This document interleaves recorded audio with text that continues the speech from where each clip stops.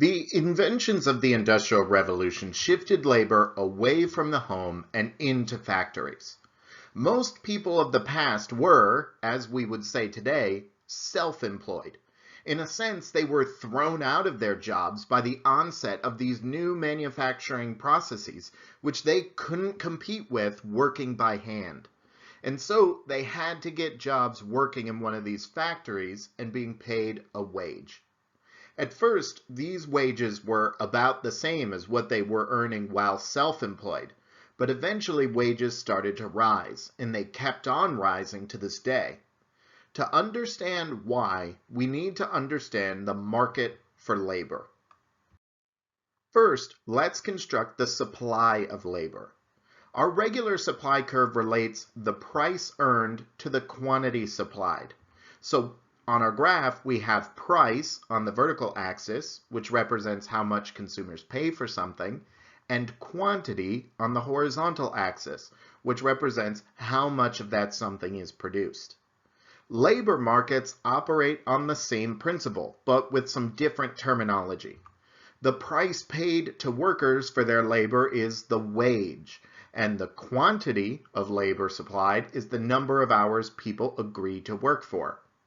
The supply of labor is the relationship between the wage paid for a job and the number of hours people are willing to work. A key word there is willing. When wages are low, not many people are willing to work that job for long, and so the number of hours supplied is also low. But when wages are high, they attract many more people who are willing to do that work, and so the number of hours of work supplied is higher. This positive relationship between wages and hours worked is what forms the labor supply curve. There are many factors which determine whether or not a person is willing to work for a certain wage. One of them is the availability of alternative jobs. A person with many high-paying opportunities will have a lower willingness to work at low-paying jobs, whereas someone with fewer opportunities, whether that's just or unjust, might be willing to work at lower pay. Working conditions are another important factor. Some people might need very high wages to be willing to work a high-pressure sales job, while others might thrive under those circumstances. Differences in preferences also influence our willingness to work riskier jobs or jobs with certain demands. And then there's also the work-life balance. People might not be willing to give up too much of their time, even at high wages, because they are prioritizing family at home or more leisure time. And while it could be the case that offering an individual more money might lead them to choose to work less instead of more at that higher wage, collectively, the market will attract more workers to a particular job when wages for that job are higher. The demand for labor is a bit different than the demand for goods and services. Your demand for sandwiches is based on the subjective value you place on sandwiches. How much you are willing to pay for a sandwich is a matter of preference.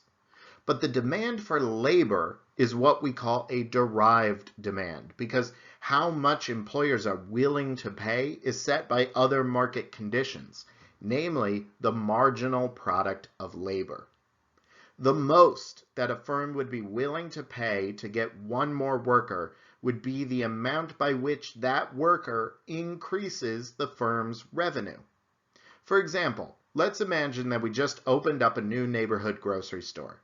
We operate one of the registers at the store, and after a while, business starts to pick up. Operating just one register ourselves, we are able to bring in $500 in store revenue every hour. But our long line is leading some customers to abandon their efforts and leave in frustration. We would benefit by hiring someone to operate a second register. If we do, our hourly revenue might rise to $615, which means we're now making $115 more than before. $115 is the most I would be willing to pay to hire one worker. If we hire a second, revenue might rise to $700, an $85 hike in revenue. less than before, but still good for business if I can hire someone for less than $85 an hour. A third cashier might raise revenues to $760, a fourth to $800, a fifth to $825, a sixth to $840, and a seventh to $850. Each time, hiring someone is good for business. Revenue goes up, but by less and less each time. We would only want to hire this seventh person if the going wage for cashiers is $10 an hour or less. I can put the marginal product of labor into a chart like this one, and we can see how much each person we hire raises revenues. This right here is a relationship between the wage we have to pay and the number of workers we hire. If the going wage is $25 per hour, we would only want to hire 5 cashiers.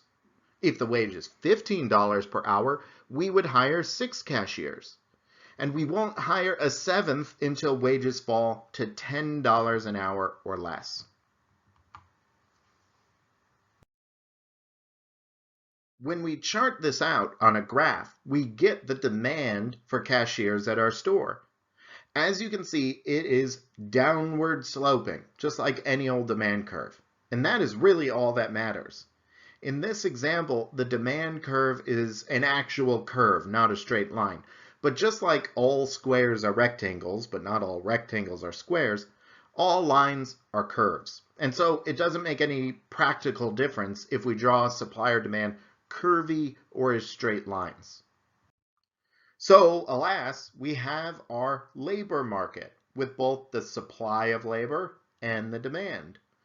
The forces of competition will drive this market to an equilibrium found where supply and demand cross, setting the market wage paid by firms to workers, and also the total hours worked by those workers and hired by those firms. When labor productivity increases, that is, when the amount of revenue each worker generates for a firm increases, the demand for labor increases and shifts to the right. This leads to higher wages and more work. But when the supply of labor increases, which might be due to more people, worse opportunities elsewhere, or better working conditions offered, the supply of labor shifts right. That pushes wages back down. To tie this back to our understanding of economic history prior to the Industrial Revolution, the supply of labor led the demand. We were stuck in that Malthusian trap where growth in the population split up any gains in productivity and wages stayed steady. But the Industrial Revolution made workers more productive by pairing them with machines. The demand for labor increased by more than the supply, and wages rose a bit.